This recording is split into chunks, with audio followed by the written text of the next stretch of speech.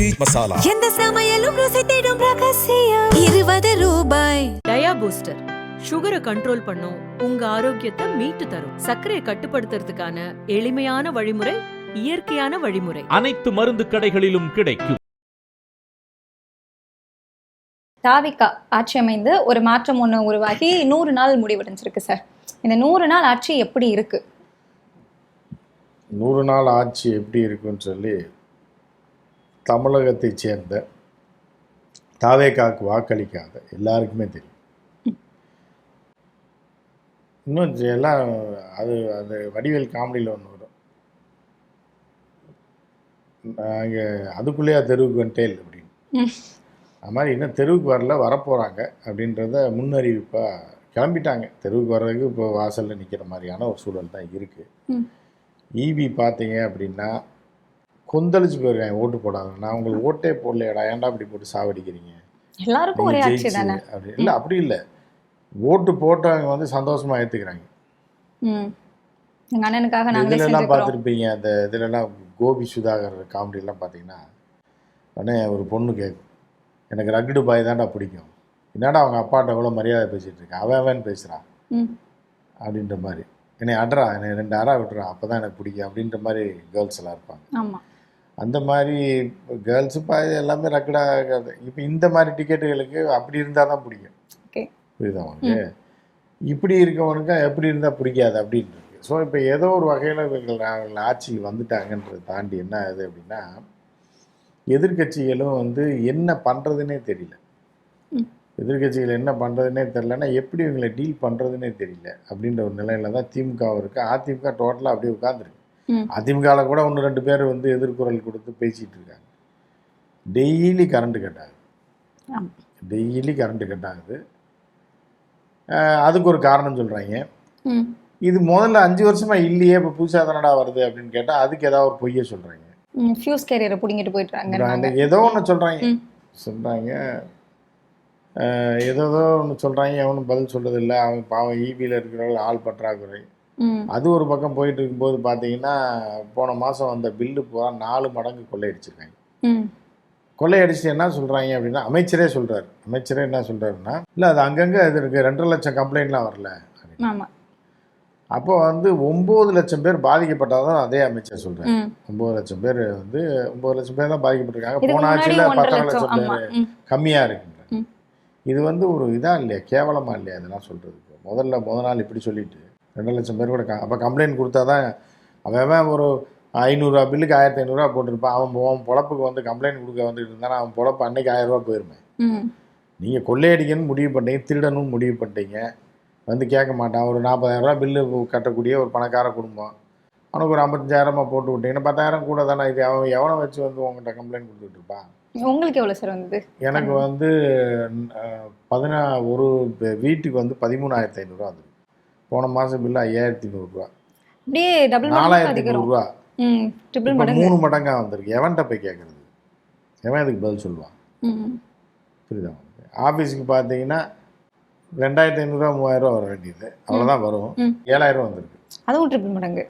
இது எவன்டா போய் கேட்க, யார் கணக்கு எடுத்தீங்க, என்ன பிரச்சனை இது அப்படின்னு கேட்டால், ஈபியில் உள்ள நண்பர்கள்ட்ட அதிகாரிகள்கிட்ட கேட்டால் என்ன சொல்கிறாங்க அப்படின்னா, ஆள் பற்றாக்குறை, அதனால் இந்த இப்போ டெம்பரவரியாக ஆளை போடுறேன், அவங்க டோர் லாக்கடை அது நிறையா எழுதியிருந்தேன், குத்து மதிக்க போட்டு விட்டு அவன் போயிடுறான் அப்படின்றாங்க. அப்போ இதெல்லாம் யார் பொறுப்பு இதுக்கெல்லாம் அப்படின்னு ஒரு இது இருக்குது. அறநிலையத்துறை எடுத்தால் எவன் இடத்த எவனோ 100 கோடி ரூபாய்க்கு எடுத்துகிட்டு போயிடுறான். தொழில்துறை எடுத்தால் எல்லாம் ஆந்திராவுக்கு போயிட்டுருக்காங்க. ஆந்திரா எம்பி பார்லிமெண்ட்லேயே பேசுகிறாப்புல, தமிழ்நாடு இப்படி இருந்தால் தான் எங்களுக்கு நல்லது, அங்கே இருக்கிறவங்கலாம் இங்கே ஓடி வந்துடுறாங்க. ஆந்திரா மட்டும் இல்லை, கர்நாடகாவும் பேசுகிறாங்க. இப்போ வந்த தமிழ்நாட்டில் இப்படி ஒரு ஆட்சி வந்தது எங்களுக்கெல்லாம் மிகப்பெரிய ஒரு அதிர்ஷ்டம் அப்படின்னு சொல்லி நாடாளுமன்றத்தில் ராகுலை பார்த்து டிடிபி எம்பி பேசுகிறாங்க. நீங்கள் எப்படி மெயின்டைன் பண்ணுங்கள், உங்கள் கூட்டணி கட்சியை மெயின்டைன் பண்ணிங்கன்னா எங்களுக்கு ரொம்ப பெரிய அளவில் ஆந்திரா வளர்ச்சி அடையும். ஸோ இப்படி கேட்டு கேவலமாக நாடே சந்தி சிரிச்சுக்கிட்டு இருக்கு. ஒரு பக்கம் போலியாக பொய்யா ரீல்ஸை பரப்பி விட்டு, புரியுதா, ஏதோ பெரிய சாதனை பண்ணுற மாதிரி இது ஒரு பக்கம் போயிட்டுருக்கு. ஸோ இதெல்லாமே என்ன ஆகுனா கடைசியில் வந்து நம்ம தலையில் தான் வெடியும். அது 1 வருஷம் 2 வருஷத்தில் டோட்டலாக முடிஞ்சு போயிடும். ஆட்டம் முடியும். இது வந்து மாற்றம் கிடையாது, பெரிய ஏமாற்றம் அப்படின்னு சொல்றாங்க. ஆனா இந்த பட்ஜெட்டை பார்க்கும்போது ஏதோ ஒரு விஷயங்கள் ஏதாவது கொண்டு வந்திருக்காங்க அப்படிங்கிற மாதிரி தெரியுதா சார்? இது என்ன விஷயம்? இப்போ கொண்டு வந்த பட்ஜெட்ல இந்த பட்ஜெட் வந்து காப்பி பேஸ்ட் பட்ஜெட். பழைய பட்ஜெட்டை எடுத்து பேரை மாற்றி ஸ்டிக்கரை ஒட்டி அனுப்பி விட்டாங்க. அவங்க தானே சார் கேட்டாங்க எங்க திட்டங்கள்லாம் தொடரணும்னு? இல்லை, அவங்க கேட்குறாங்க, செய்கிற இவங்க என்ன, இவங்க அதை விரோதமாக தானே பேசுனாங்க, எதிர்த்து தானே பேசிட்டு இருந்தாங்க. அதை ஒழிக்கணும், அழிக்கணும், கடன் வாங்குறாங்க, 10 லட்சம் கோடி கடன் இருக்குது அப்படின்னுவாங்க. இன்னும் 50 வருஷத்துக்கு கடன் வாங்குன்றாங்க. புரியுதா? அப்போ இது என்ன ஆச்சு? இது என்ன கணக்கு? இது அதுக்கு நீ வரலாம், அவங்களே இருந்துட்டு போயிருக்கலாமே. அது இவங்க கிடையாது, யார் வந்தாலும் 50 வருஷம் கடன் கண்டிப்பாக. அது எங்களுக்கு தெரியாத, நீ என்ன சொல்கிறன்னு ஒரு கேள்வி கேட்பாங்கல்ல. அது இருக்கு, யார் வந்தாலும் கடன் இருக்குன்றதா எல்லாருக்கும் தெரியும். நீங்கள் என்ன பண்ண போகிறீங்க? நீங்கள் என்ன பண்ணியிருக்கீங்க? என்ன சொல்லி ஆட்சிக்கு வந்தீங்க? அப்போ அதை ஏன் செய்யலை அப்படின்ற கேள்வி தானே வரும். நீங்கள் அடுத்தவங்க குறை சொல்கிறோம், குற்றம் சொல்கிறோம், அது அப்படி தான் இருக்குன்னு சொல்கிறதுக்கு நீ யார் அப்படின்ற ஒரு கேள்வி வரும் இல்லையா? புது திட்டங்கள்லாம் தேடினேன்னு டைலாக்லாம் வேற இப்போ எதிர்கட்சி அமைச்சர்கள்லாம் பேச ஆரம்பிச்சிட்டாங்க. ஐ மீன் எம்எல்ஏக்கள் எல்லாமே. எம்எல்ஏக்கள் எதிர்கட்சி வந்து திமுக வந்து பெரிய அளவில் அவர்களை கவுண்டர் கொடுக்கலன்னு தான். ஏன்னா மின்சார விவகாரத்தில் மிகப்பெரிய அளவில் போராட்டத்தை முன்னெடுத்துருக்கணும், சட்டப்பேரவையில் மிகப்பெரிய ஒரு போராட்டத்தை முன்னெடுத்துருக்கணும், வெளியே எடுத்துருக்கணும். அதை எடுக்கவே இல்லை. அது என்ன காரணம்னு தெரியல.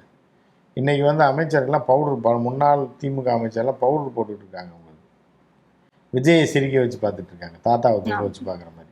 அந்த படத்தில் வரும்ல, அது மாதிரி விஜய் சிரிக்கிறாரு, இவங்க சந்தோஷப்பட்டுருக்காங்க. இவங்க வந்து ரொம்ப ரிலாக்ஸாக இருக்கிறாங்க அப்படின்னு எடுத்துக்கலாமே சார்.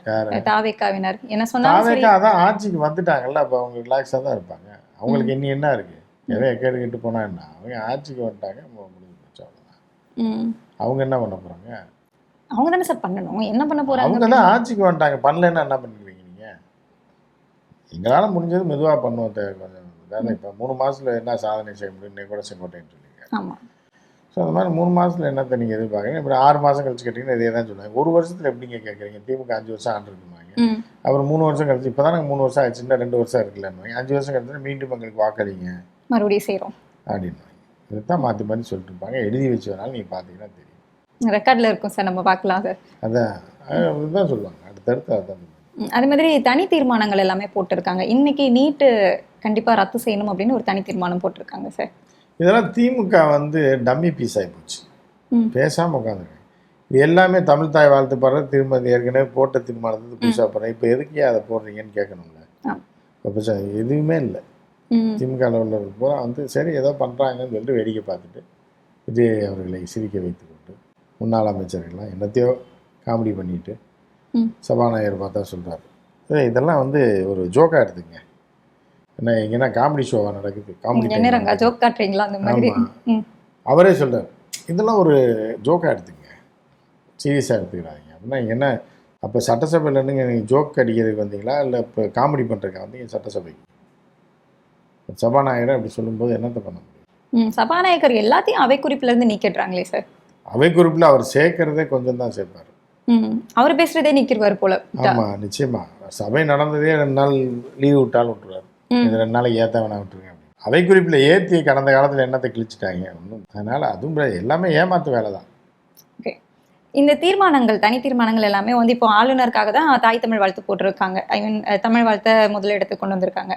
அதை கட்டுப்படுத்த முடியுமா, இல்லைன்னா பாஜகவை தான் கட்டுப்படுத்த முடியுமா இந்த தீர்மானங்கள் போடுறதுனால? இல்லை, சும்மா போட வேண்டியதான். நாங்கள் பண்ணோன்றது, எங்கள் ஆட்டுக்காரன் கோர்ட்டுக்கு போனாருன்னு வாங்கி காலையில் போயிட்டு சாயந்தரமாக வந்துடுவாங்க, டிஃபன் பாக்ஸில் சாப்பாடு எடுத்துட்டு போயிட்டு. நீங்கள் முதலமைச்சரை சொல்கிறீங்களா சார்? இல்லை கோர்ட்டுக்கு போகிற வக்கீல சொல்கிறேன். ஓகே, நீங்கள் முதலமைச்சர் டிஃபன் பாக்ஸ் எடுத்துகிட்டு போவாங்க. அவர் அப்போ எடுத்துகிட்டு வந்தார், இப்போலாம் வெளில தான் சாப்பிட்றாங்க. அந்த மாதிரி வந்து தான் கதை ஓடிட்டு இருக்கு. இது தமிழ் தாய் வாழ்த்து இந்த தீர்மானம் நிறைவேற்றும் போது தமிழ்னா பவர், தமிழ் தான் தாய் அப்படிங்கிற மாதிரி பேசினாங்க. அடுத்த செகண்டே வந்து மரிய வில்சன் சொல்லிட்டு எங்கள் மதம் கிறிஸ்தவ மதம் வந்து எனக்கு அன்பு அமைதி இந்த மொழிகள்லாம் கற்றுக் கொடுத்துருக்கு அப்படிங்கிற. இந்த மதம்லாம் 4 பேரை போட்டு வெட்டி கொண்டுட்டு வாடா நான் இந்து மதம்லாம் சொல்லியிருக்கு. அதான் எல்லாம் கொந்தளிச்சிருக்காங்க. நம்ம இது சொன்னோம்னா நம்ம இந்து யாராக வேணாலும் இருக்கு, நீ கிறிஸ்டினாக இருங்க முஸ்லீமாக இருங்க, அனுபவம் மதத்தை இவ்வளோ நாள் சட்டசபையில் சாதி மதம் மற்ற ஒரு இதாக இருந்துச்சு. வெளியில் எப்படி இருக்கோ பரவாயில்ல, சட்டப்பேரவையில் அதெல்லாம் அப்பாற்பட்ட ஒரு இடமாக தான் இருந்தது. இப்போ இவர்கள்லாம் கத்துக்குட்டிகளை கொண்டு வந்து விட்டுட்டு மதவாதிகளையும் மதம் பரப்புகிறவர்களையும் பஸ் ஸ்டாண்டில் பைபிள் கொடுக்குறவங்களையும் கொண்டு வந்து உள்ளே விட்டு கடைசியில் அதை பற்றி தான் பேச ஆரம்பிச்சோம். இந்த 100 நாள் தமிழ்நாட்டில் இருக்கிற மக்கள் அரசியலற்றவர்களாக இருக்கிறார்கள் என்பதை புரிய வச்சிருக்கு. இந்த 100 நாள் மக்களுக்கு என்ன புரிய வச்சிருக்குன்னா, அரசியல் தெளிவற்ற, சித்தாந்த புரிதலற்ற, கொள்கையற்ற ஒரு கும்பலை நம்ம தேர்ந்தெடுத்தோம்னா எந்த இடத்துல நிறுத்தப்படுவோம் அப்படின்ற புரிதல் கிட்டத்தட்ட பாதி பேருக்கு வந்துருச்சு. அதனால தான் பாதி பேர் அண்ணனுக்கு ஓட்டு போடுவோம், அண்ணன் ஜெயிக்கணும் அப்படின்னு சொன்ன பலரும் இன்னைக்கு வீடியோ போட ஆரம்பிச்சிட்டாங்க. பாருங்க, கரண்ட் பில்லு ஒருத்தர், எனக்கு ரொம்ப வருத்தம்ன்றது 20,000 கரண்ட் பில் கட்டினவங்களா இருக்கிறாங்க. 3,000 ரூபா ஒரு ஐயாவுக்கு கரண்ட் பில் கட்ட முடியல. அவங்க சொல்றாங்க நாங்கள் பென்ஷனர், நாங்கள் பென்ஷன் வாங்குறோம், இந்த 3,000 ரூபாய் நாங்கள் எப்படி கட்டுவோம்னு தெரியலன்னு. நீங்கள் அந்த வழியெல்லாம் தாண்டி தான் நாங்களாம் வளர்ந்து வந்திருக்கோம். சாதாரண குடும்பத்தில் வளர்ந்தவங்க, எங்களுக்கு தெரியும் ஒத்த ரூபாயோடைய அருமை. ஸோ இப்படி பலரையும் காவு வாங்கியது. சட்ட ஒழுங்கு சொல்லவே வேணாம். நீங்க எங்கேயோ ஒரு பிரச்சனை ஒரு சமூகத்தில் நடந்துகிட்டே தான் இருக்கும். 100% கிளீன் அப்படின்னு ஒரு சமூகத்தை நீங்க காட்டவே முடியாது, ஒரு நாட்டையோ ஒரு ஏரியாவோ காட்ட முடியாது.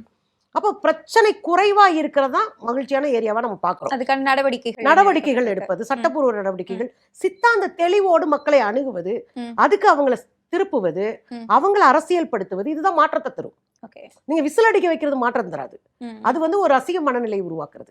விசில் அடிக்க வைக்கிறதுனா நீங்க வந்து கூட்டணி கட்சிகளை சொல்றீங்களா இல்ல மக்களை சொல்றீங்களா? எல்லாரையும் தான் சொல்றேன். நீங்க ஒரு ஆட்சியினுடைய தவறை சுட்டிக்காட்ட மறுத்தா நீங்களும் அதுக்கு பொறுப்பாளி. ஒரு ஆட்சியினுடைய தவறை வேடிக்கை பார்த்தாலும் நீங்க பொறுப்பாளி. ஒரு ஆட்சியினுடைய தவறை சுட்டி காட்டாம நீங்க அமைதியா கடந்து போறீங்க அப்படின்னா நீங்க குற்றவாளின்னு வேண்டாம். அது அவர் குற்றவாளி இல்ல, நீ தான் குற்றவாளி. நான் அப்படிதான் பாக்குறேன். இந்த 100 நாள் ஆட்சி சட்ட ஒழுங்கு சீரழிஞ்சு போயிருக்கு. 200க்கும் மேற்பட்ட பெண் குழந்தைகள் பெண்களினுடைய வாழ்க்கையில பாலியல் வல்லுறவுக்கு ஆளாகி இருக்கிறாங்க. 3 வயது குழந்தை, 4 வயது குழந்தை, ஒரு 3.5 வயது வெளி மாநிலத்திலிருந்து அந்த குழந்தை என் ஊருக்கு பிழைப்பு தேடி வந்திருக்கிறான். நான் இங்க போனா நிம்மதியா இருப்பேன், என் வாழ்க்கை ஒரு மாறிடும் அப்படின்ற நம்பிக்கையோட வந்த ஒரு தொழிலாளி. அவன் குடும்பம் நாசமா போய் தெருவில் அந்த குழந்தை செத்து கிடக்குனா என் ஊரனுடைய டிக்னிட்டின்னு ஒன்று இருந்துச்சுல, அதெல்லாம் எங்க போச்சு? இந்த 3 மாசம் நீங்க எடுத்து பார்த்தீங்கன்னா பள்ளிக்கூடங்கள்ல கலவரம், கழுத்தை வெட்டுறான். நீங்க திருநெல்வேலியில பார்த்தீங்கன்னா அப்பா பிள்ளர் போறாங்க, குழந்தை 5 வயசு குழந்தை கழுத்தை வெட்டிட்டான், அப்பா கழுத்தை பையில போட்டுட்டு போறோம்.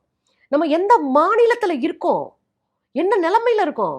ரேண்டமா இறங்கி வெட்டுறோம். அதே திருநெல்வேலியில சொந்த கட்சி பெண்களை பாலியலாக அபியூஸ் பண்றாங்க. இதே அண்ணன் சொன்னார்ல, ஆட்சிக்கு வந்த அடுத்த நிமிடம் தேனார் இந்த பக்கம் ஓடும், பாலார் இந்த பக்கம் ஓடும், நடுவுல நீச்சல் அடிங்க அப்படின்னு சொன்னார்ல. அண்ணன் ஆட்சிக்கு வந்து 3 மாசம் ஆச்சு. சொந்த கட்சி பெண்களை காப்பாற்ற முடியல.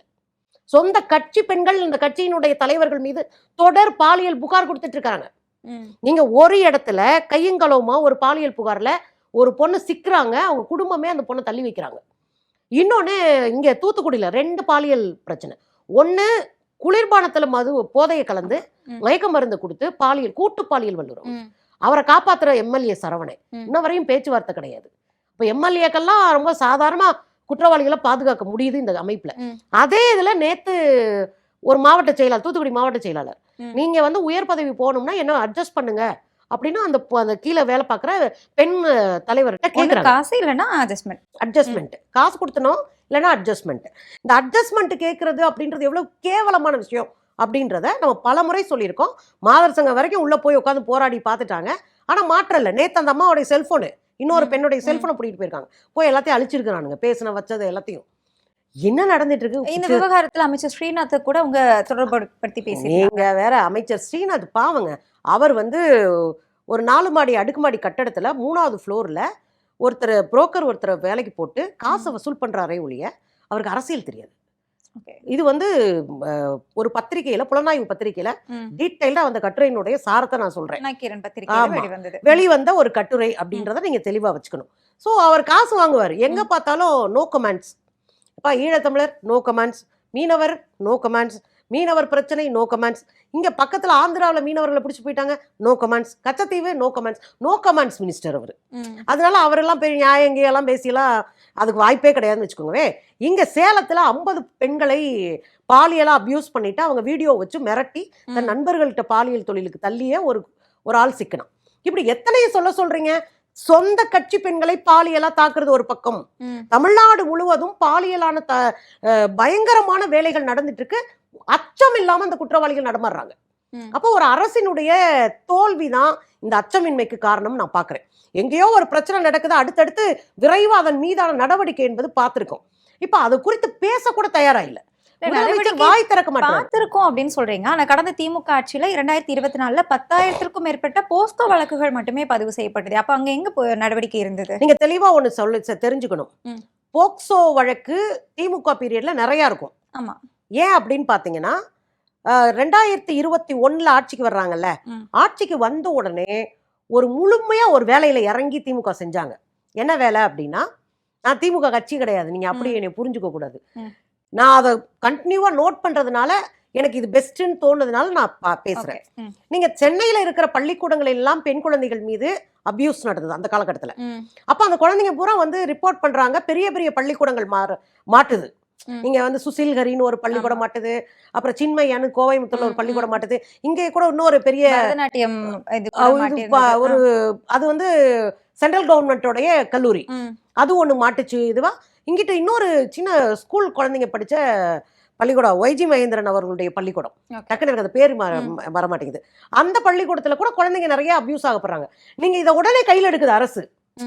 இதை உடனே கையில் எடுத்து அந்த மாணவ இந்த சின்ன குழந்தைங்க கிட்ட வாங்குறாங்க. ஸ்கூல் பிள்ளைங்க கிட்ட அப்புறம் பெட்டிஷன் வாங்கி புகாரை வாங்கினா 5 வருஷத்துக்கு முன்னாடி முடிச்சுட்டு போன பிள்ளைங்க வந்து பெட்டிஷன் கொடுக்குதுங்க, புகார் கொடுக்குதுங்க. நீங்க அதை எடுத்து படிக்கலாம். அப்ப புகார் கொடுக்கறது மூலமா இதுவரை என்னுடைய விஷயம் வந்து கவனிக்கப்படாமலே இருந்தது. அதை நான் வந்து கவனிச்சு நாங்க வந்து எடுக்கிறேன் அப்படின்னு ஒரு 100கணக்கான வழக்கு சடச்சடன்னு போக்சோ சட்டத்துல கைது பண்றாங்க. அதுல வந்து கராத்தே மாஸ்டர் சிக்கிறாரு, அதுல வந்து ரன்னிங் சொல்லி கொடுக்குற மாஸ்டர் சிக்கிறாரு. ஆளும் பெருமா சிக்கி 50 பேரை தூக்கி உள்ள போட்டாங்க. எல்லாம் பாபான்னு ஒருத்தர்லாம் சுசில்ஹரி பள்ளிக்கூடத்துல மதுவை கொடுத்து 5ஆம் வகுப்பு குழந்தைகளை பாலியல் வல்லுறவு பண்ணிட்டு இருந்தார். 50 பேரை தூக்கி உள்ள போட்டாங்க. அப்ப இதெல்லாம் கணக்காகும்ல. இன்னொரு விஷயம் பண்ணாங்க இது போன அரசுல, 1098 சைல்ட் லைனுடைய நம்பரு. இந்த 1098ன்றத எல்லா பள்ளிக்கூடங்களிலும் ஒட்டினாங்க, விளம்பரமா ஒட்டினாங்க. ஒட்டிட்டு அந்த குழந்தைகள் சொல்லி கொடுத்துட்டே இருந்தாங்க, 1098 இதை சொல்லுங்க, உங்களுக்கு பிரச்சனை வந்தா இதுக்கு உடனே கால் பண்ணுங்க, இது டோல் ஃப்ரீ நம்பர் அப்படின்னு ஒரு விளம்பரம் பண்ணி அந்த குழந்தைங்களை பேச வச்சு அதுல நிறைய வாத்தியார்கள் சிக்கினாங்க, தெருவுக்காரங்க சிக்கினாங்க. ஏன் இந்த தஞ்சாவூர் அந்த சூசைட் கேஸ்ல கூட அவங்க வீட்டாளுங்க குற்றவாளின்னு எப்படி கண்டுபிடிச்சாங்கன்னா, 2 வருஷத்துக்கு முன்னாடி அவங்க பாட்டியும் அந்த குழந்தையும் சூசைட் பண்ணிக்கிட்ட குழந்தையும் சைல்ட் லைனுக்கு கால் பண்ணியிருந்திருக்காங்க. சோ இதை பூரா நீங்க திரட்டி பாத்தீங்கன்னா, நீங்க பிரச்சனை வந்தா போலீஸா அணுகுங்க என்று ட்ரெயின் அப் பண்ணப்பட்டாங்க பள்ளிக்கூட குழந்தைங்க. சோ இப்ப எனக்கு ஒரு பிரச்சனை வந்ததுன்னு உடனே போக்சோ வழக்கு அங்க பதிய முடியுது. நீங்க இதே நார்த்தோ இங்க இருக்கிற பக்கத்துல இருக்கிற மாநிலங்களையோ போக்சோ வழக்கு அவ்வளவு ஈஸியா பதிய முடியாது. ஆனா தமிழ்நாட்டுல போக்சோ வழக்கு பதிய முடியும். அப்ப இந்த சூழல்லாம் எண்ணிக்கையை கூடுதலா காட்டும். ஒண்ணு இதுல நம்ம என்ன பாத்துக்கணும் அப்படின்னா, பாதிக்கப்படுற குழந்தை முன்னாடி வந்து நின்று கம்ப்ளைண்ட் கொடுக்கறதுக்கான ஒரு சூழலை நம்ம உருவாக்கி இருக்கோம். அவங்களுக்கு சில கைட்லைன்ஸை கொடுத்துருக்கோம். ஏற்கனவே கடந்த பல வழக்குகளை கையில் எடுத்து குற்றவாளிகளை அரெஸ்ட் பண்ணிருக்கோம். இதனால இந்த எண்ணிக்கை கூடும். இதுதான் பின்னாடி இருக்கிற அரசியல். இப்பயும் நாங்க அப்படிதான் எதிர்பார்க்கிறோம். இன்னமும் குழந்தைங்க பாதிக்கப்பட்டா உடனே போக்சோ வழக்குல கைது பண்ணணும், அந்த குழந்தைங்க உடனே வந்து நிக்கணும், உடனே அரசு அவங்க கை கொடுக்கணும், அரசு அவங்களை காப்பாற்றணும். இப்பயும் நம்ம எதிர்பார்க்கிறோம். இந்த வழக்கு கூடுது குறையுதுன்னு இல்லை. ஆனா போற இடம் வர்ற இடம் ஃபுல்லா பச்சை குழந்தைங்க. 4ஆம் வகுப்பு குழந்தை பக்கத்துல முந்தா நாள் நடந்தது நான் சொல்றேன். அவங்க அப்பா நம்பி ஒருத்தரை, மாணிக்கம் ஒருத்தர், அவர் அங்க பக்கத்துல கட்டட தொழிலாளியா வேலை பார்க்கறாரு. இதை போய் அம்மா அவங்க எங்க வீட்டுல எங்க மாமியார் வீட்டுல கொடுத்துருப்பா அந்த குழந்தைய, பாப்பாவை 4ஆவது படிக்கிற குழந்தைய, 4 வயசு குழந்தை, பாப்பாவை கொண்டு போய் கொடுத்துருப்பான்னு சொல்லிருக்காங்க. அதை கூட்டிட்டு போற அவர் வீட்டு கூட்டிட்டு போய் அபியூஸ் பண்ணிட்டாரு. அந்த பாட்டி வெட்டினாங்க, ஞாபகம் இருக்குல்ல, அருவாள் எடுத்து வரட்டி அடிச்சாங்க. அப்புறம் எந்த நிலைமைக்கு வந்திருக்கே, அருவாள் எடுத்து வெட்டுறாங்க சொல்லுங்க. இந்த அரசின் மீதும் இந்த போலீஸ் மீதும் அவர்களுக்கு நம்பிக்கை இல்ல, வெறும் கோபம் மட்டும் கிடையாது, இது தொடர்கதையா இருக்கு. அப்ப பாக்குறவங்களுக்கு இதை நம்ம இப்படியே விட்டுறக்கூடாது, நான் ஒரு ஆள் முன்னாடி எடுக்கிறேன் அப்படின்னு சட்டத்தை கையில மக்கள் எடுக்க ஆரம்பிச்சிட்டாங்க. இதுதான் இந்த 100 நாளுடைய காட்சி. ஒரு பக்கம் மின்சாரம் இல்ல, தண்ணி இல்ல, விவசாயிகள் பூரா தற்கொலைக்கு ரெடியா இருக்கிறாங்க. தற்கொலை செய்யறத போராட்டமா அறிவிச்சு பண்ணாங்க, மண்ணில் உருண்டாங்க. இன்னைக்கு தஞ்சை டெல்டா பகுதி பாலைவனமா போயிட்டு இருக்கு. தண்ணீர் கேட்க கொஞ்சம் கூட முதுகெலும்பு இல்ல, நின்று துணிச்சலா கேட்கறதுக்கு முதுகெலும்பு இல்ல அண்ணன் விஜய்க்கு. அப்ப எதுவுமே இல்ல. கல்வி நிலையங்கள்ல போதைப் பொருள்கள், கல்வி நிலையங்கள்ல மிகப்பெரிய பின்னடைவை சந்திச்சிருக்காங்க. ஆளுக்கால உள்ள போய் நாங்க வந்து சோதனை பண்ண வந்தோம், அப்படின்னு விஜயோடைய போட்டோ வச்சு பாட்டு பாடுறதும் டிவிக்கேன்னு கத்துறதும் என்ன சூழ்நிலையில இருக்கு இந்த நாடு, தமிழ்நாடு? கல்வி நிலையங்கள் போச்சுங்க, உயர்கல்வி நிலையங்கள் போச்சு. உயர்கல்வி நிலையங்கள் போதைப் பொருள் கூடாரமா மாறி இருக்கு. சின்ன சின்ன ஸ்கூல்ஸுக்குள்ள எல்லாம் அரசாங்க பள்ளிக்கூடத்துக்குள்ள உள்ள நுழைஞ்சு பிரியாணி சாப்பிட கூட்டிட்டு போயிட்டு இருக்கான். இது எல்லாமே 100 நாள்ல நடந்த 100 நாளுக்குள்ள நடந்தது இல்ல. இது எப்படி 100 நாள்ல திடுதிப்புன்னு முளைச்சு வந்துருமா? இல்ல, ஒரு கட்டுப்பாடு இல்லைன்னா திப்பு வளரும். நீங்க எப்போ வந்து வளராது, கட்டுப்பாடு இருந்தா வளராது. அத ஒரு அடிச்சு வச்சிருந்தாங்க. நீங்க போதைப் பொருள் வழக்கம் எப்பவுமே இருக்கும். நீங்க குஜராத் தான் இந்தியாவின் போதைப் பொருளினுடைய நுழைவாயில். குஜராத் அங்க இருக்கிற முந்த்ரா துறைமுகத்துல இருந்து தான் எல்லா மாநிலங்களுக்கும் போதைப் பொருள் கடத்தப்படுது. அதானி துறைமுகத்துல இருந்து, அங்க இருந்து தான் அதானியினுடைய இன்னொரு துறைமுகமான இங்க காரைக்கால் துறைமுகம் வருது. காரைக்கால் பாண்டிச்சேரி துறைமுகம். காரைக்கால் துறைமுகத்துல இருந்து இங்க சவுத் ஸ்டேட்ஸ்க்கு ஃபுல்லா சப்ளை ஆகுது. இதெல்லாம் நம்ம ஒடுக்கிக்கிட்டே இருக்கிறோம். ஒவ்வொரு அரசும் ஒடுக்கிறோம். அதுக்காக 100% நான் கிளீன் பண்ணிட்டேன் அப்படின்றல, அதை நோக்கி போவாங்க, அவ்வளவுதான். அப்ப அரசு என்ன பண்ணணும் அப்படின்னா, போன அரசு என்ன பண்ணாங்க, இவங்க மேல வந்து குண்டர் வழக்கு போட்டாங்க. குண்டாஸ்ல உள்ள தூக்கி போட்டுறது, அவங்க வெளியே வர முடியாது. சொத்தை பறிமுதல் பண்ணணும்ன்றது கொண்டு வந்ததே ஸ்டாலின் ஆட்சியில் தான். சொத்தை பறிமுதல் பண்ணிடுவோம், இவன் வந்து சும்மா கிடக்கட்டும் வந்துன்னு. அதுலயே பல கோடி ரூபாய் சொத்து இப்ப அரசு கையில போயிருக்கு இந்த போதை மருந்து கடத்தினவங்க.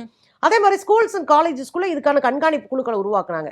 இதுக்காக தனிநபர்களை வச்சு சாதிய ஒழிக்க ஒரு பக்கம், இந்த பக்கம் போதை மருந்து ஒழிக்கிறதுக்கு ஒரு பக்கம் பல வேலைகள் பார்த்துட்டே இருந்தாங்க. அப்போ ஒழிக்கிறதுக்கு ஒரு அரசாங்கம் முயற்சியாவது பண்ணுது, அதை ஒழிக்கிறதுக்கான வேலைகள்ல இறங்குறாங்க. வேற என்னென்னலாம் வழியில எல்லாம் இதை வந்து கண்காணிக்கலாம், சரி பண்ணலான்றாங்க.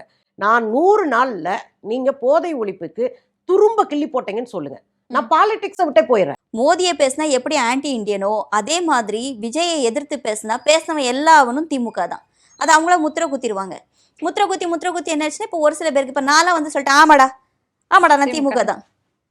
திமுக முன்னாடி இல்ல அப்படின்னு சொல்லி பேசிட்டு இருந்தீங்க. ஆமா, நான் இல்லதான், எனக்கு பிடிச்சிருந்தது தான், உண்மைதான். 5 வருஷம் ஆட்சி நடத்தினாங்க. எனக்கு ஸ்டாலின் அவர்களை பிடிச்சிருந்தது, அவரோட ஆட்சி நடைமுறைகள் பிடிச்சிருந்தது. முக்கியமா குழந்தைங்களுக்காக அவர் செஞ்சாங்க, படிப்புக்கு நிறைய இம்பார்ட்டன்ஸ் கொடுத்தாங்க, அது எனக்கு பிடிச்சது. எனக்கு தனிப்பட்ட முறையில் ஏதாவது லாபமானா, என்னைக்காச்சும் மகளிர் விடியல் பெருத்துல போனா அன்னைக்கு பயங்கர சந்தோஷமா இருக்கும். நமக்கு டிக்கெட் எடுக்க வேண்டாப்பா, ஜஸ்ட் 10 rupees தான், அது இல்லை. பட் எனக்கு இந்த கவர்மெண்ட் இந்த ஒரு விஷயம் பண்ணி கொடுத்துருக்கு, அந்த 10 ரூபாயும் எனக்கு அது பெரிய விஷயம் தான். அது நான் வந்து இல்ல 10 ரூபாய் தானே அப்படின்னு நான் கடந்து போக மாட்டேன். ஏன்னா இந்த 10 ரூபாயும் நேர்மையா உழைக்கிறதுக்கு ரொம்ப சிரமப்பட்டு தான் ஆகணும். அப்போ இந்த மாதிரி விஷயங்கள் இந்த கவர்மெண்ட் கொண்டுட்டு வந்த உடனே எனக்கு அது பிடிச்சிருந்துச்சு. நான் ஸ்டாலின் அவர்களுக்கு நான் சப்போர்ட் பண்ணேன். ஓகே, இப்போ நீங்க தாவேக்கா வந்துட்டீங்க, இந்த 3 மாசம் ஆட்சி லட்சணம் எப்படி நடந்துட்டு இருக்கு, இல்ல இதுக்கு மேல உங்களை நாங்க சப்போர்ட் பண்றதுக்கு நீங்க என்ன மாற்றத்தை கொண்டு வந்திருக்கீங்க?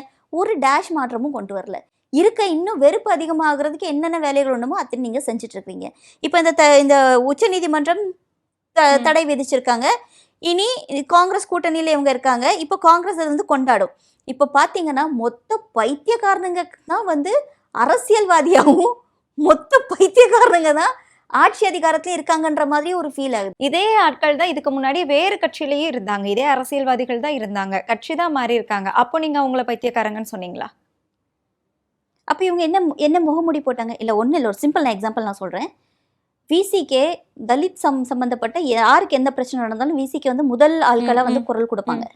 விசிகே வந்து கூட்டணியில இருந்தாலும் கூட திமுகவை நிறைய கேள்விகள் கேட்பாங்க. ஆமா, ரொம்ப மரியாதையாக தான் அரசியல் நடத்துவாங்க. என்னைக்குமே மரியாதை கட்டத்தனமா அவங்க அரசியல் பண்ணதே இல்லை.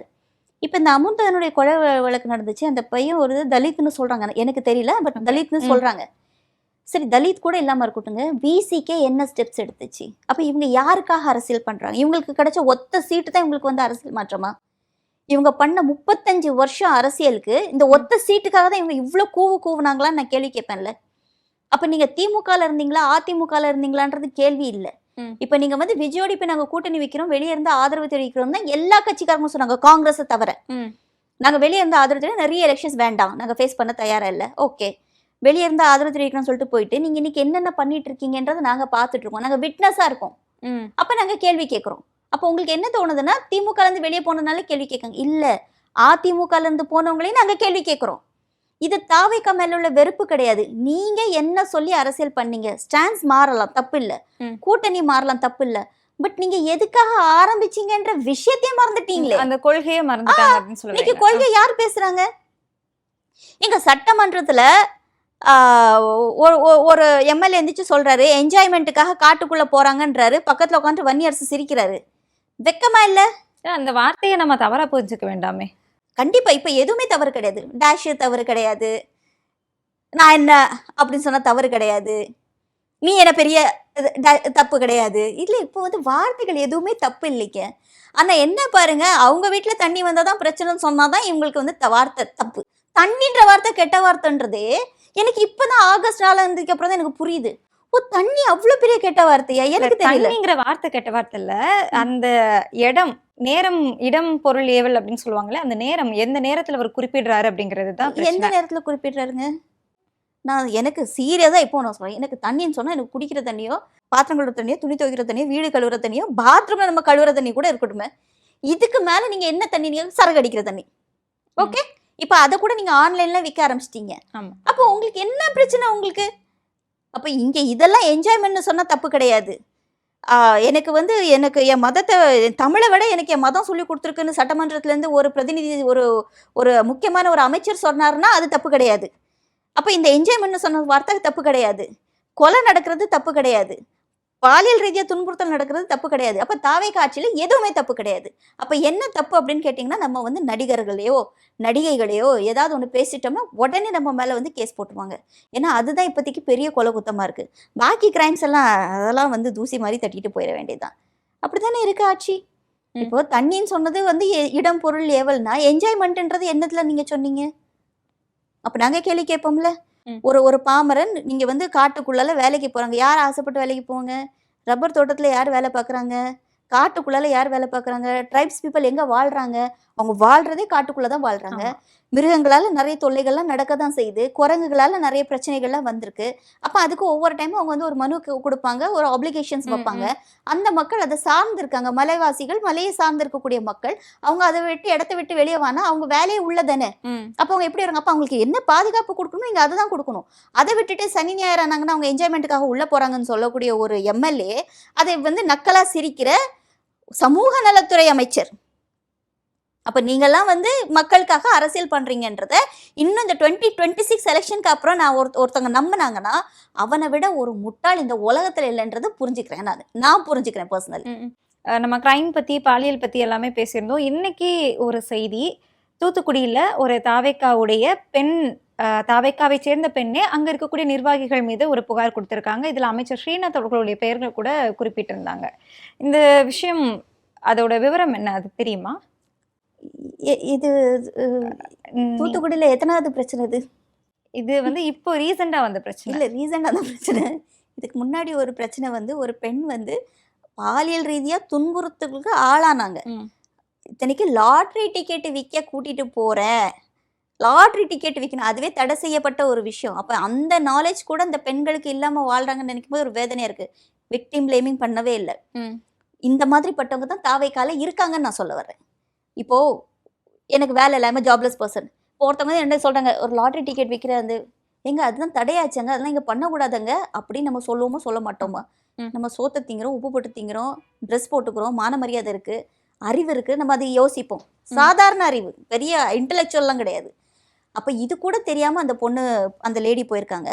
போனவங்கள ஜூஸ்ல மயக்க மருந்து போட்டு 2 பேர் சேர்ந்து பாலியல் வன்புணர்வு செஞ்சுருக்காங்க. இந்த கம்ப்ளைண்ட் வந்ததுக்கப்புறம் தாவேக்கா என்ன நடவடிக்கை எடுத்துச்சுன்றது ஊரே பார்த்துட்டு இருக்கு, தமிழ்நாடே பார்த்துட்டு இருக்கு. ஓகே, இப்போ இது புது கம்ப்ளைண்ட். இந்த லேடி வந்து நேத்திக்கு ஒருத்தவங்க கொடுத்துருக்காங்க. எப்படின்னா, பொறுப்பு வேணும்னா ஒன்று பணம் கொடுக்கணும், இல்லை செக்ஸ் ஃபேவர் பண்ணணும். ஸோ அதில் 2-3 பேர் சொல்கிறாங்க. அவங்க நிசாம்னு ஏதோ ஒரு முஸ்லீம் நேம் சொல்கிறாங்க, அதுக்கப்புறம் ரூஸ்வெல்னு ஒரு நேம் சொல்கிறாங்க, இன்னொரு பேர் சொல்கிறாங்க. இப்போ இவங்க 3 பேரும் சேர்ந்து டார்ச்சர் பண்ணியிருக்காங்க. வீடியோ கால் பண்ணுறது, இந்த மாதிரி ஒரு கேவலமான ஒரு குற்றச்சாட்டை நீங்கள் எந்த கட்சியிலையாவது கேட்டிருக்கீங்களா? அவங்க என்ன சொல்றாங்கன்னா, அந்த இதுல குற்றத்துல ஈடுபட்டது திமுகவை சேர்ந்தவர், இதுக்கு முன்னாடி அது ரொம்ப தெளிவா சொல்றாங்க. ஆமா, நான் என்ன சொல்றேன், தாவேக்காக்கு ஓட்டு போட்ட தற்கூரியானுங்க எல்லாருமே முன்னொரு காலத்துல திமுகக்கோ அதிமுகக்கோ நாத்தாக்காக்கோ ஓட்டு போட்டு கட்சியில இருந்தவங்க தான். ஏன் உங்க தலைவர் மட்டும் யாரு? கருப்பு சிகப்பு சைக்கிள்ல போனாருல, 2021 எலெக்ஷனுக்கு சைக்கிள்ல போனார்ல. 23ல இருந்து தான் அவருக்கு வந்து ஞானோதயம் வந்திருக்கு. 24ல இருந்து அவர் திமுகவை எதிர்க்கிறாரு. ஆனா இந்த செகண்ட் வரைக்கும் நீங்க அண்ணன் சொல்லல நான் எதுக்கு எதிர்த்துட்டு இருக்கேன்னு. திமுகவா தாவேக்காவான்னு அவர் வந்து அந்த ஃபோக்கஸ்ல தான் அவர் வந்து ஆட்சி பிடிச்சிருக்கிறாரு. அப்போ உங்களுக்கு ஓட்டு போட்டவங்க எல்லாமே ஒரு காலத்துல ஒரு இடத்துல இருந்தவங்க தான். இன்னைக்கு உங்க கூட இருந்த அமைச்சர்கள்லாம் எதுல இருந்தவங்க? புசி ஆனந்த் எதுல இருந்தாரு? செங்கோட்டையன் எதுல இருந்தாரு? இன்னும் சில பல ஆட்கள்லாம் எதுல இருந்தாங்க? எல்லாம் ஒவ்வொரு கட்சியிலேருந்து வந்தவங்க தானே. அந்த அம்மா அதில் மட்டும் ரொம்ப தெளிவாக சொல்லுது, திமுகவில் இருந்தார். சரிம்மா, உனக்கு இன்னும் 2 பேர் தானே டார்ச்சர் கொடுத்துருக்காங்க, அவனுங்க 2 பேரும் தாவேக்கால உள்ள யோகியமான்கள் தானே. அப்போ இந்த தற்கொலைங்களை எல்லாம் வச்சு பேசுறது கூட ஒரு பக்கத்தில் வேஸ்ட்டுன்னு நமக்கு தோணுது. தங்கச்சியாக இருப்போம், அக்காவாக இருப்போம், தேவைப்பட்டால் பொண்டாட்டியாக கூட இருப்போம். அப்படின்ன உடனே இவங்களுக்கு இந்த அக்கா தங்கச்சி ரிலேஷனும் பொண்டாட்டி ரிலேஷன்ஷிப்பும் ஒன்றுன்னு தோன்றதுனால தான் தாவேக்கா காரணங்களுக்கு எல்லா பொம்பளையும் ஒன்றுன்னு தோணுது. ஏன் இந்த குற்றச்சாட்டு இப்பதான் வந்திருக்கா? வேலூர்ல வரலையா? மிஸ்டர் விஜயமோகன் மேல எவ்வளவு பெரிய குற்றச்சாட்டு வந்துச்சு. இந்த தாவேக்கா கட்சி என்ன நடவடிக்கை எடுத்துச்சு? இப்ப இந்த லேடிக்கு பார்த்தா பிரச்சனையே கிடையாது, ஜஸ்ட் டார்ச்சர் மட்டும்தான் பண்ணிருக்காங்க. அதனால சேதாரம் ஒண்ணும் இல்லை, நீங்க தாராளமா அடுத்த வேலையை பார்த்துட்டு போகலாம். ஸ்ரீநாத் கிட்ட நான் சொன்னேன், ஸ்ரீநாத் வந்து என்னை கண்டுக்கல கேட்கல அப்படின்னு சொல்றாங்க. அதையும் அவங்க பெரிய பிளேமிங் ஆட்லாம் சொல்லல. அவர் வருவாரு, அவர் வந்து நான் வந்து ரூல்ஸ் மேலெல்லாம் எந்த நடவடிக்கை எடுக்க மாட்டேன்னு சொல்லக்கூடிய அளவுக்கு ஒரு மகாத்மாவை வந்து நம்ம வந்து மினிஸ்டராக ஆக்கி, ஒரு தொகுதியோட எம்எல்ஏ ஆக்கி, ஒரு மக்கள் ஓட்டு போட்டு செலக்ட் பண்ணுறோங்க. எதுக்குங்க செலக்ட் பண்ணுறோம் சொல்லுங்கள்? நல்லா நடிப்பான், நல்லா ஆடுவான், நல்லா பாடுவான், அழகாக இருக்கான்னு சொல்லியா செலக்ட் பண்ணுவாங்க? இந்த நபர் நமக்காக வந்து நிற்பானா, நம்ம நாளைக்கு ஒரு பிரச்சனைன்னு போய் சொன்னால் இவன் காது கொடுத்து கேட்பானான்னு சொல்லிட்டு தானே ஓட்டு பண்ணுறாங்க. அந்த காலம்லாம் மலையேறி போய் அழகா இருக்கான் அதனால நான் ஓட் போட்டேன்னு சொன்னா கடைசி வரைக்கும் நீங்க விசில் ஊதிக்கிட்டே இருங்க, எந்த பிரச்சனை இருந்தாலும் கேட்காதீங்க.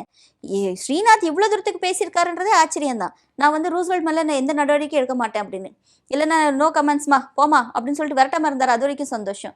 இப்போ இவங்க வந்து இதுக்கு மேலே ஆக்ஷன் எடுப்பாங்கன்றதை இந்த லேடி வந்து நம்பிட்டு வேற இருக்கு. இதுல வந்து பட்டும் விஜயோட ரசிகை நான் தெரியுமா, நீ விஜயோட ரசிகையா இருக்கனால தான் இவ்வளவு தற்கொலையா இருக்கேன்.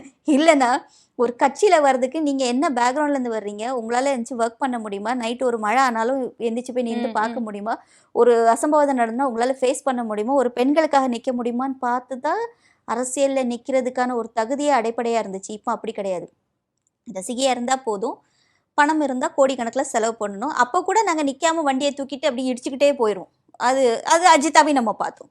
அவங்களும் எத்தனை 5 கோடி ரூபா நாங்க செலவு பண்ணோம் அப்படின்னாங்க. இப்போ கூட இன்னொருத்தர் கம்ப்ளைண்ட் பண்ணியிருக்காரு, நான் 2 கோடி ரூபா நான் செலவு பண்ணியிருக்கேன் அப்படின்னு சொல்லிட்டு. அது பிரச்சனையா இருக்கு. பத்தாததுக்கு உங்களுக்கு செக்ஸ் ஃபேவர் வேணும்.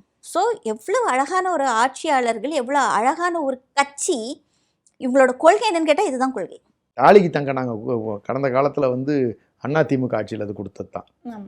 திமுக நிறுத்தி நாம கொடுத்தது ஆரோக்கியமாக அந்த திருமண உதவி தொகை திட்டமாக நம்ம தனியாக கொடுத்தோம். முத்துலட்சுமி அம்மையார் திருமண உதவி திட்டமாக தான் நம்ம கொடுத்தோமே வழியே, நம்ம தாலிக்கு தங்கமாக கொடுக்கல. அப்போ இது ரெண்டுமே ஏதோ ஒரு ரூபத்தில் அதிமுக ஒன்று கொடுத்ததா இருந்திருக்கணும், இல்லைன்னு சொல்லி சொன்னால் திமுக ஆட்சியில் கொடுத்தா. நீங்கள் என்ன சார் கிழிச்சிங்க? நீங்கள் பேர் வச்சிங்களே ஒழிய எல்லா திட்டங்களுக்கும் வெற்றின்னு கொண்டு போய் நீங்கள் உங்களுடைய திட்டங்கள் எல்லாத்துக்கும் திமுக கடந்த காலத்தில் பண்ண திட்டங்களுக்கு அதிமுக பண்ண திட்டம் வெற்றின்னு பேர் வச்சுக்கிட்டீங்களே ஒழிய, வெற்றி அப்படிங்கிறது கூட சமஸ்கிருதத்தில் விஜய் அப்படின்னு பொருள் அப்படிங்கிற மாதிரி பார்த்தேன். இது என்ன கருமமாக இருந்துட்டு போகுது. நான் கேட்கறதுலாம் நீங்கள் என்ன வேணாலும் பேரை வச்சுக்கங்க சார்.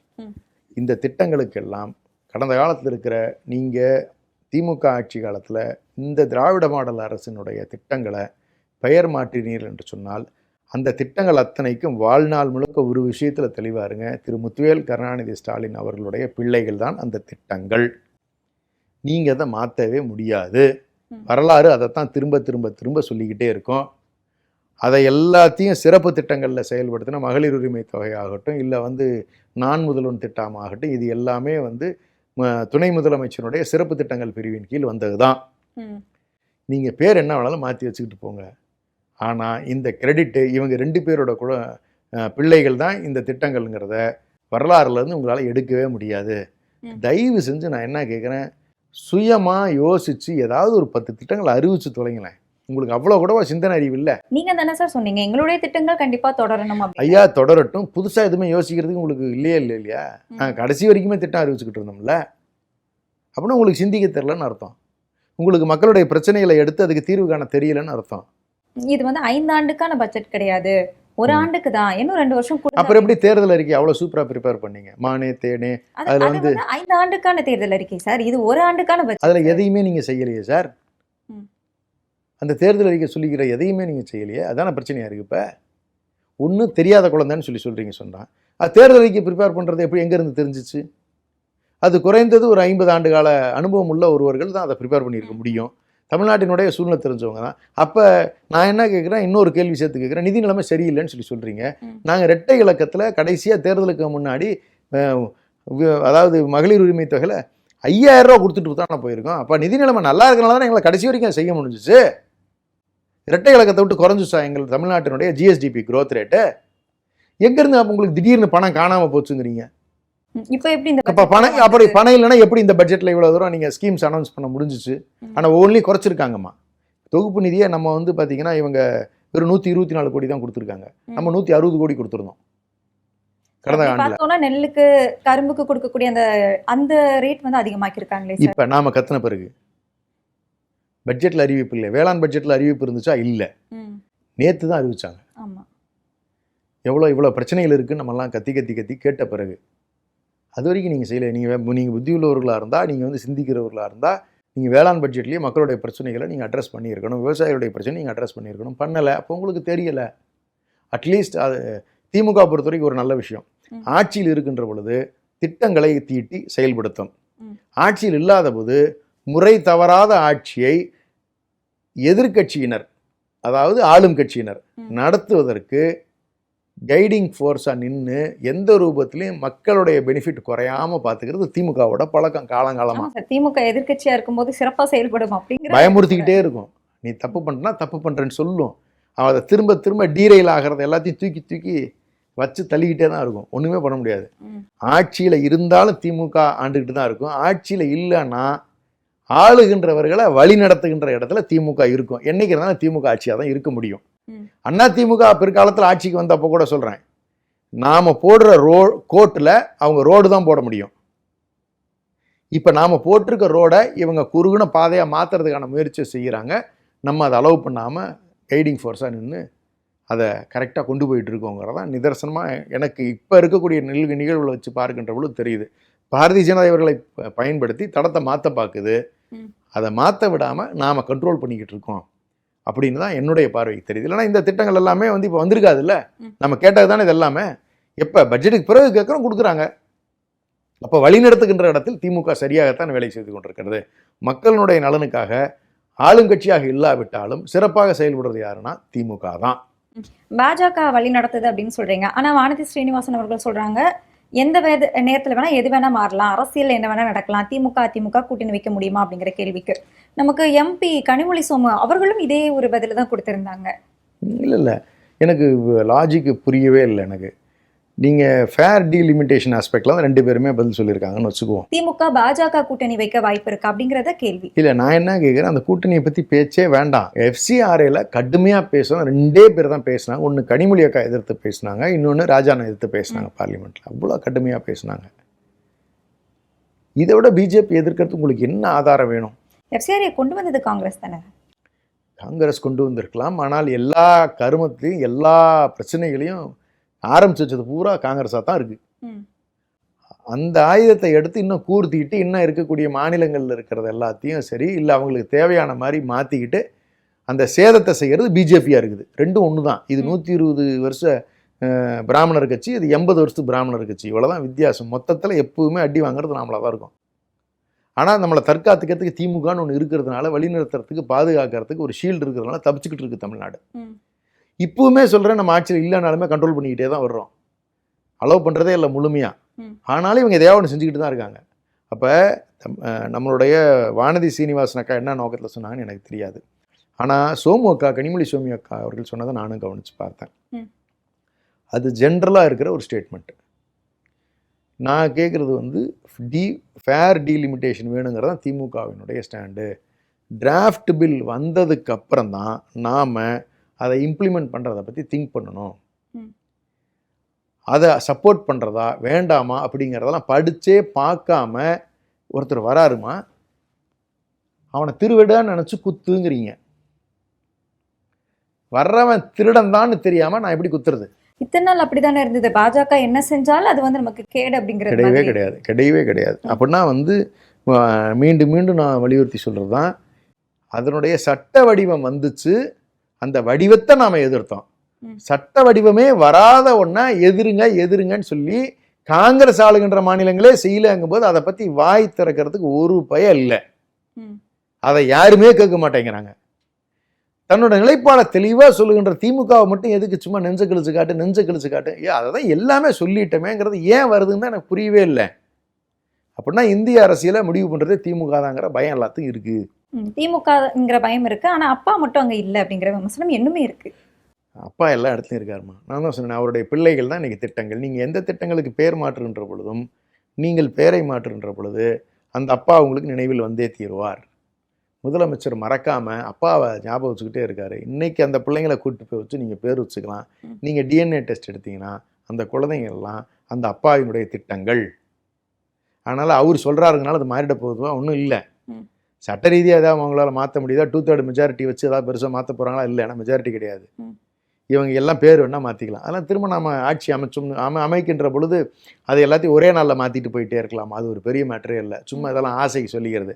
இந்த குழந்தைங்கள்லாம் சொல்கிற மாதிரி அப்பா சட்டை எடுத்து போட்டு பார்த்துக்கிற மாதிரி. இந்த தலை அந்த உடலோடு இணைய போய் எதையாவது கதை சொல்லிக்கிட்டே இருக்க வேண்டியது எங்களுக்கு. மொத்தத்தில் நான் தான் சொல்கிறேனே, அதாவது ஒரு பித்தலாட்ட ஆட்சி தான் நடக்குது. ஒரு சொல்லணும்னு சொன்னால் பாவம் தமிழ்நாட்டு மக்களை இப்படி ஏமாற்றுகின்ற ஒரு நபர் தொடர்ந்து ஏமாற்றிட்டு வராரு. மக்களை நம்பிக்கிட்டு இருக்காங்க. வருகின்ற தேர்தல்களில் உறுதியாக சொல்ல இதற்கான விளைவுகளை அவங்க சந்திப்பாங்க. ஏன்னா மக்கள்கிட்ட நாங்களும் கொண்டு போய் சேர்த்துக்கிட்டே இருக்கோம். இப்போ நிறைவேற்றுகின்ற தீர்மானங்களால் ஏதாவது பிரயோஜனம் இருக்கான்னா 5 விசாக்கு வருமானம் இல்லை. நீங்கள் ஒன்றிய அரசுக்கும் போய் நீங்கள் சொல்ல மாட்டீங்களா? நம்மளுடைய அமித்ஷா அவர்கள் உள்ளாட்சித்துறை அமைச்சரை சந்தித்து உங்களுடைய அமைச்சர் ஒருத்தர் அமைச்சு இதுக்கு வாய்ப்பு இல்லை சார், இம்ப்ளிமெண்ட் பண்ண சொல்லுங்கன்னா செய்ய மாட்டீங்களா? நீங்கள் எஃப்சிஆர்ஐ பில்லில் நீங்கள் தீர்மானம் மட்டும் நிறைவேற்றி வச்சுக்கிட்டீங்க. உங்களுடைய டெல்லி பிரதிநிதியோ அல்லது உங்களுடைய அமைச்சர்கள் அமைச்சு இதை நாங்கள் அப்ஜெக்ட் பண்ண போகிறோங்கிறத அங்கே போய் சொல்கிறீங்கன்னா இல்லை. நீங்கள் இப்போ ரிசர்வேஷன் 33% உடனே இம்ப்ளிமெண்ட் பண்ணுங்கன்னு கேட்குறீங்க. அதெல்லாம் தீர்மானங்களாக, நாடகமாக, நடிப்பாக நீங்கள் காலையில் இம்ப்ளிமெண்ட் பண்ணி திமுக கடந்த காலங்கள் என்னெல்லாம் கேட்டுச்சோ அதே மாதிரி நாங்களும் அப்படின்னு சொல்லி திமுகவினுடைய ஐடென்டிட்டியை நீங்கள் டிஸ்டர்ப் பண்ணுறதுக்கான முயற்சி நீங்கள் செய்கிறீங்க.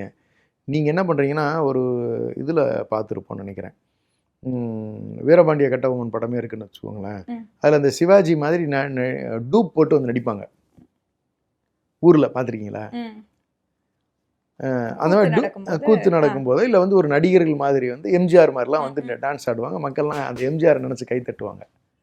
ஆனால் அது எம்ஜிஆர் இல்லை. அது மாதிரி இந்த டூப்பு இப்போ அந்த ஒரு குதூகலம் அவங்களுக்கு கிடைக்குது இந்த தீர்மானங்களால்.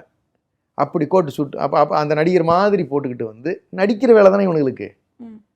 வேற எந்த கருமமும் தெரியாது, வரலாறு தெரியாது, பண்பாடு தெரியாது, நாகரிகம் தெரியாது, எதுவுமே தெரியாது. ஆனால் ஏதோ ஒரு சூழ்நிலை சந்தர்ப்பத்தில் இவங்க ஆட்சிக்கு வரக்கூடிய சூழ்நிலை ஏற்பட்டுச்சு.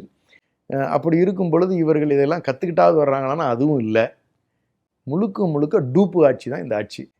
ஸ்டேஜில் நடிகர்கள் மாதிரி டூப் போட்டு நடிக்கிற வேலையை இன்றைக்கி அசம்பிளியில் போய் திமுக கடந்த காலம் என்னெல்லாம் செஞ்சுச்சோ அது எல்லாத்தையும் திரும்ப அந்த கிரெடிட் அவங்களுக்கு போடக்கூடாது அப்படிங்கிறதுக்காக அவங்களுடைய தலைவருடைய பெயரை சொல்லாமலே, நீங்கள் அதை கவனிச்சிருந்தீங்கன்னா தெரிஞ்சிருக்கும்.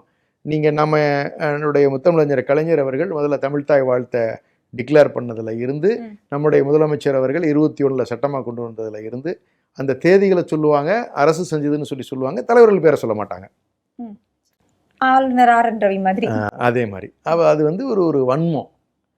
நீங்கள் ஆனால் நீ என்ன வேணாலும் பண்ணிக்கிற சார், தெளிவாக வச்சுக்கோங்க.